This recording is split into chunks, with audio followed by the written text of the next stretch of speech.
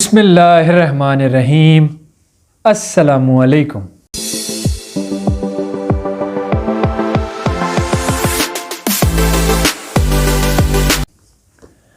आज मेरा टॉपिक थोड़ा सा हसास है क्योंकि आज मैं आपके सामने क़यामत की वो निशानियां रखने जा रहा हूं जो कि अब तक आ चुकी हैं और मैं इतना हैरत ज़दा हुआ इन निशानियों को देखकर, क्योंकि ये तो वो निशानियां जो रोज़मर्रा की ज़िंदगी में एक आम इंसान कर रहा है और वो इतना लाइल्म है कि उसे पता ही नहीं चल रहा है कि ये क़यामत की निशानियां। तो इन निशानियों को आपको बताने से पहले सबसे पहले मेरी आपसे गुजारिश ये है कि काइंडली मेरा चैनल सब्सक्राइब कीजिए और अपने दोस्तों से शेयर कीजिए ताकि ज़्यादा से ज़्यादा लोग मेरी बात को सुन सकें, जिसकी वजह से मेरी आखिरत भी संवर जाए और आप लोगों की आखिरत भी संवर जाए। क्योंकि हदीस और कुरान को फैलाना सदका जारिया है और ये वो सदका है कि जिसमें आपको कुछ नहीं करना और बैठे बैठे आपको नेकियों का इजाफा आपके अमाल में होता जाएगा इंशाअल्लाह। तो सबसे पहली जो क़यामत की निशानी है जो कि आ चुकी हैं इस दुनिया में, मैं आपको 40 निशानियां बताने जा रहा हूं और अब वो आप देखिए कि ये कितनी कॉमन और कितनी आम निशानियां। सबसे पहली निशानी मोहम्मद सल्लल्लाहु अलैहि वसल्लम का आना, उसके बाद चांद के 2 टुकड़े होना, स्प्लिटिंग ऑफ मून, उसके बाद मोहम्मद सल्लल्लाहु अलैहि वसल्लम की वफ़ात हो जाना, फिर नबूवत के झूठे दावेदार पैदा होंगे। आज या इससे थोड़े से पीछे चले जाएं, कादियानी और ये मिर्ज़ा और ये पता नहीं कौन कौन अल्लाह के दीन में ये दावा कर रहे थे कि वो नबूवत के हकदार हैं और ऐसे बहुत सारे नबूवत का दावा करने वाले तो बहुत सारे लोग पैदा हुए और हो रहे हैं। उसके बाद कॉन्क्वेस्ट ऑफ जेरूसलम का फ़तह होना। जेरूसलम इसराइल का कैपिटल है, ठीक है जी। फिर उसके बाद भेड़ के ज़रिए एक ताऊन ऐसा फैलेगा जिससे अमवात में इजाफा होगा। उसके बाद बैटल ऑफ सफ़ैन, जंग सफ़ैन। उसके बाद खवारिज का अपीयर होना, ज़ाहिर होना, खारजी लोग। उसके बाद हमारे नबी के जो कंपेनियन हैं उनकी वफ़ात, मतलब सहाबा कराम रिज़वानुल्लाहि अलैहिम अजमाइन की वफ़ात, दुनिया में से चले जाना। फिर उसके बाद पढ़े लिखे लोगों का ज़्यादा हो जाना। आज इस वक्त मैं समझता हूँ कि बहुत शऊर है इस दुनिया में, क्योंकि लोग साइंस को ज़्यादा समझते हैं और उससे ज़्यादा लोग इस्लाम को समझते हैं, क्रिश्चियनिटी को समझते हैं, यहूदियत को समझते हैं, हिंदुइज़म को समझते हैं और बुद्धिज़्म को समझते हैं। सब चीज़ों को लोग समझते हैं क्योंकि ये पढ़े लिखों की निशानी है, अकल की बात करने वाले। उसके बाद लैंड ऑफ हिजाज़ की ज़मीनों से आग निकलेगी। उसके बाद लाइल्मी का फैलाव, ठीक है जी। उसके बाद जहालत का फैलाव। आपकी नज़र में आप देख लीजिए कि जहालत कितनी आम है। एक बहुत ही बड़ा और पढ़ा लिखा शख्स है मगर उसके इल्म से उसकी जहालत नहीं जा रही, और वो तो फिर पढ़ा लिखा है, जो आम जो पढ़ते ही नहीं है उनकी जहालत कहाँ पर है आपके नज़दीक, आप अपने करीब करीब देख सकते हैं। उसके बाद ज़्यादा तादाद में रोमन का होना। रोमन उस दौर के रोमन आज के अमेरिकन्स और यूरोपियंस, ठीक है जी। ज़्यादा तादाद में अमेरिकन और यूरोपियंस का होना और अरब का कम होना। उसके बाद घर जो है ना, हमारे घर वो बहुत ज़्यादा आराइश वाले होंगे। आज आप देख लीजिए हमारे कितने वीआईपी घर हैं, भले आप बनी गाला की मिसाल ले लीजिए, भले आप एवन फील्ड्स की मिसाल ले लीजिए, भले आप नवाज शरीफ के कितने घर उठा लीजिए, दुबई में या जरदारी के कितने घर उठा लीजिए। ये तो मैंने आपको बड़ी बड़ी शख्सियत बताई हैं। बिजनेसमैन आज के दौर के या आम कोई मिडिल क्लास लोग, वो भी अपने घरों को बहुत ज़्यादा संवार रहे हैं, ठीक। उसके बाद कुरान के अलावा दूसरी किताबों का फैलना, ठीक है जी। उसके बाद एक हाकिम हुकूमत वैसे नहीं करेगा जैसे अल्लाह ने उसको हुकूमत करने का हुक्म दिया है। ये तो सबसे बड़ी मिसाल है आज के दौर की। उसके बाद दूसरी कौमें, मुसलमानों के अलावा दूसरी कौमें एक दूसरे को पुकारेंगी एक यकतरफा होने के लिए, एक होने के लिए मुसलमानों के ख़िलाफ़। ज़बान ज़द-ए-आम है ये मामला, आज देख लीजिए।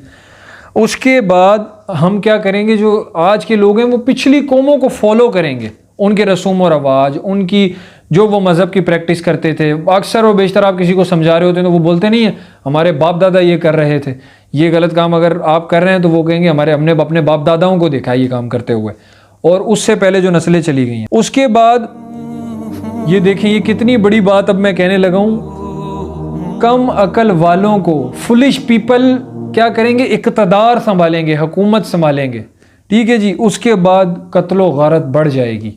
कत्लो गारत बढ़ गई है, स्नैचिंग के चक्कर में कफन पहनकर वो घर से निकलते हैं, मोबाइल दो नहीं तो गोली। हक की राह, हक की आवाज़ निकालो, हक की आवाज़ बंद करो, अगर बंद नहीं करोगे तो गोली।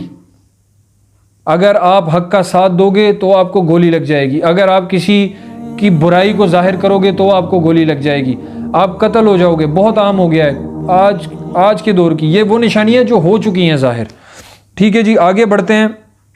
लोगों में बहुत ज़्यादा इख्तलाफ पैदा हो जाएगा, आपस में बहुत ज़्यादा इख्तलाफ। आज देख लीजिए, मैं कहीं नहीं जाता, मैं सूबा सिंध की मिसाल लेता हूँ।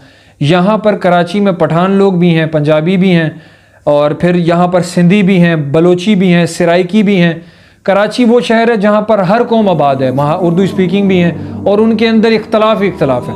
और फिर अगर सिंध से बाहर निकलें, पंजाब में आ जाएं, बलूचिस्तान में आ जाएं, KPK में आ जाएं, कश्मीर में आ जाएं, गिलगित बल्तिस्तान में आ जाएं, और सबसे बढ़कर पाकिस्तान में आ जाएं। आज देखें, PTI एक तरफ है, नून लीग एक तरफ है, पीपल्स पार्टी एक तरफ है, जमात इस्लामी एक तरफ है, MQM एक तरफ है, और इनमें अल्लाह ही जानता है हक पर कौन है। और मैं ये चाहता हूँ कि हमारे मुल्क में, मेरी ये दुआ है यहाँ पर, कि अल्लाह रब्बुल इज़्ज़त की ज़ात हक वाले को फतहयाब करे जो पाकिस्तान के लिए बेहतरीन हो। आमीन सुम आमीन। उसके बाद आगे चलते हैं।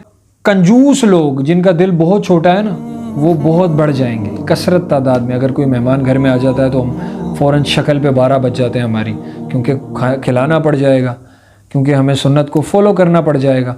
और बहुत अच्छे लोग भी हैं, लेकिन कंजूस लोगों की तादाद में इजाफा हो जाएगा।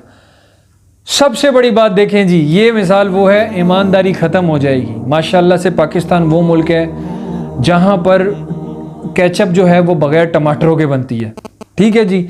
माशाल्लाह से यहाँ पर इतनी दूध की दुकानें हैं, मगर 100 में से 90% पानी है दूध के अंदर, और 10% जो है वो क्या कहेंगे कि 10% दूध है, या उससे भी कम कर लें, और 90% पानी है, ठीक है जी। ये तो मैंने छोटी छोटी सी मिसालें दी हैं, आप देख लीजिए कि डिसऑनेस्टी कहाँ पर है। उसके बाद जो ईमानदार लोग होंगे वो गद्दार या मुनाफिक समझे जाएंगे, और मुनाफिक और गद्दार वो ईमानदार समझे जाएंगे। वाह वाह वाह वाह, अल्लाहु अकबर।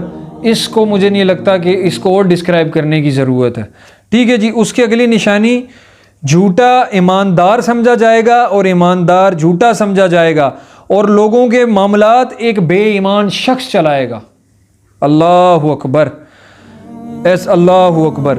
उसके बाद ऐसे लोग जाहिर होंगे जो झूठी कस्में खाएंगे और वादा वफा नहीं करेंगे, जो कसम खाएंगे वो कभी पूरी नहीं करेंगे। उसके बाद लोग दूसरों के लिए बुरा सोचेंगे जब पीछे होंगे, और जब सामने होंगे तो बहुत ज़्यादा खुशी से मिलेंगे। उसके बाद आज के दौर की मुझे लगता है ये तो एक कॉमन सी मिसाल है, कुरान पढ़ने के लिए पैसे लिए जाएंगे। आज देख लीजिए, कुरान खानियाँ, मिलाद और तीजा, ये सारी 40वां, ये जितनी भी होती हैं, इन चीज़ों के पैसे लेते हैं और वो घर पे आके आपको पढ़ के, जबकि ये चीज़ें तो कुरान से, हदीस से, इस्लाम से कहीं साबित नहीं है। लेकिन फिर भी जो कर रहा है वो उसका अपना मैटर है, और हमें चाहिए कि हम अल्लाह और उसके रसूल की पैरवी करें और वो काम छोड़ दें जो हमारे नबी ने मना किया, जो हमारे अल्लाह रब्बुल इज़्ज़त की ज़ात ने जो हमारे लिए हदूद सेट की है, लिमिट सेट की है, हमें उस पर काम करना चाहिए ज़्यादा से ज़्यादा। इसी में हमारी फलाह है, इसी में हमारी कामयाबी है। उसके बाद जनाब फहाशी आम हो जाएगी। आपको पता है कि पॉन्ड्स, ठीक है जी, और गंदे गंदे चैनल्स, आप यूट्यूब खोलते हैं, आप कोई नेट खोलते हैं तो आपके सामने क्या क्या मवाद आ जाता है।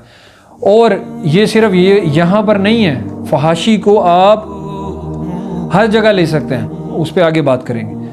अच्छा जी, एक मिसाल है कि अगली मिसाल है, व्हेन वार बूटी इज़ डिस्ट्रीब्यूटेड प्रीफरेंशियली। इसका मतलब जो मुझे समझ आया कि जो माले गनीमत से लूटा हुआ माल होता है ना, जो माले गनीमत से मुसलमानों को माल मिलता है, तो वो माल जो तकसीम होगा ना, वो ऐसे तकसीम नहीं होगा कि जिस तरह नबी सल्लल्लाहु अलैहि वसल्लम तकसीम करते थे। वो ऐसे तकसीम होगा अपनी जो लोगों से मेरी अच्छी दुआ सलाम है मैं उनको पहले दूंगा, जो मेरे अपने मैं उनको पहले दूंगा, और गरीबों का हक, यतीमों का हक, मिस्कीनों का हक, जिन्होंने जंगें लड़ी मैं उन सबको भूल जाऊंगा। मुझे ये बात समझ आई है। लेकिन अगर कोई मेरी सलाह करना चाहे इसमें, वो कर सकता है व्हेन वार बूटी इज डिस्ट्रीब्यूटेड प्रीफरेंशियली, इसका मतलब। अच्छा जी, उसके बाद शराब पीने की इजाज़त होगी। बड़े बड़े शहर इस्लामाबाद, कराची, लाहौर, हैदराबाद, फैसलाबाद, गुजरांवाला, बाकायदा शराब खुलेआम बिकती है, टाइमिंग सेट हैं। और बहरिया टाउन जितने भी हैं वहाँ पर तो ऐसे हैं जैसे बार्स बनी हुई हैं। क्या बात है, इस पे तो कोई मुझे नहीं लगता कि मैं कुछ कह सकता हूँ, आप खुद जानते हैं। अच्छा, उसके बाद म्यूज़िकल इंस्ट्रूमेंट इस्तेमाल किए जाएंगे। हर इवन के इस्लामिक वीडियोस कोई बना रहे होते हैं तो उसमें भी वो म्यूज़िक का इस्तेमाल कर रहे होते हैं। एक म्यूज़िक वो होता है जिसमें म्यूज़िक नहीं होता, जो सिर्फ आवाज़ होती है। मैं भी अपनी वीडियोस में आवाज़ यूज़ करता हूँ, इंस्ट्रूमेंटल म्यूज़िक की तरफ मैं भी नहीं जाता हूँ। लेकिन जो हम गानों में सुनते हैं इंस्ट्रूमेंटल म्यूज़िक, और ये गिटार, ये तबले, और ये बांजो, और ये पता नहीं क्या क्या, डफ के बारे में मैं कुछ नहीं कह सकता, क्योंकि डफ जो है वो जब हमारे नबी मक्का फ़तह कर आए थे तो वहाँ पर डफ बजी थी, तलाल बदलू अलैना, ये मुझे वाक़या याद है। अब वो मक्का फ़तह कर आए थे, यहाँ उन्होंने मक्का क्या नाम है, मदीना की तरफ हिजरत की थी, ये तब की बात है शायद। खैर, उसके बाद बेहयाई फैलेगी। अब बेहयाई किस तरह फैल रही है? टिकटॉक।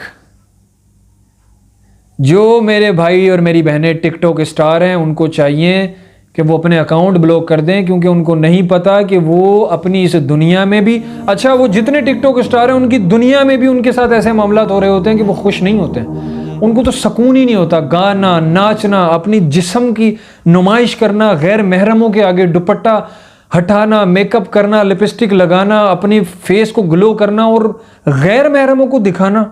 क्या बीबी और क्या मेरे भाइयों, आपको ज़रा सी गैरत आपके अंदर नहीं रही कि ये क्या और किस चीज़ को फॉलो कर रहे हो? फिर आपको चाहिए कि आप सोचो कि आपने कलमा पढ़ा था, वो किस लिए पढ़ा था।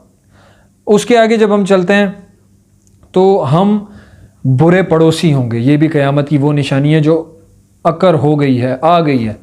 पड़ोसी तो मुझे नहीं लगता कोई भी अब अच्छा रहा है, भले मैं ख़ुद भी इसको बात को ले लूँ। और मुझे चाहिए, सबसे पहले मुझे चाहिए कि मैं अपने पड़ोसियों का ख्याल करूँ, और जो कोई मुश्किल में हों उनकी मैं मदद करूं। पड़ोसियों के बहुत सारे हकूक़ हैं, बहुत सारे हकूक़ हैं।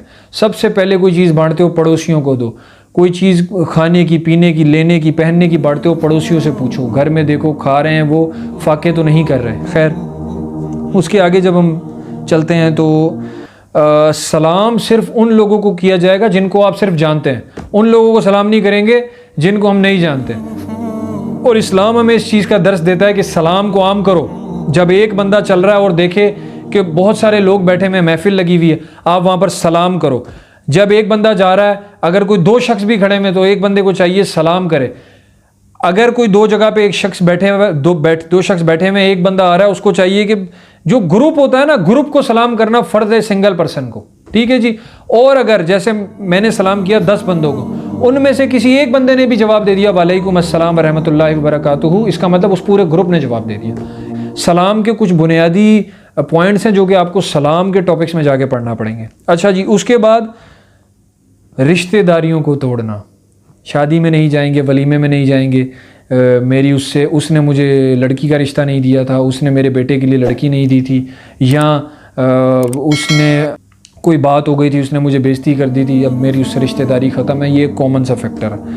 उसके बाद वसी पैमाने पे तजारत, ठीक है जी, एक वास्ट हो जाएगा, ट्रेड बहुत ज़्यादा हो जाएगी, बाहर के ममालिक से ट्रेड, ये तो एक कॉमन सी निशानी। अच्छा, उसके बाद appearance of unjust man who beat people with chips.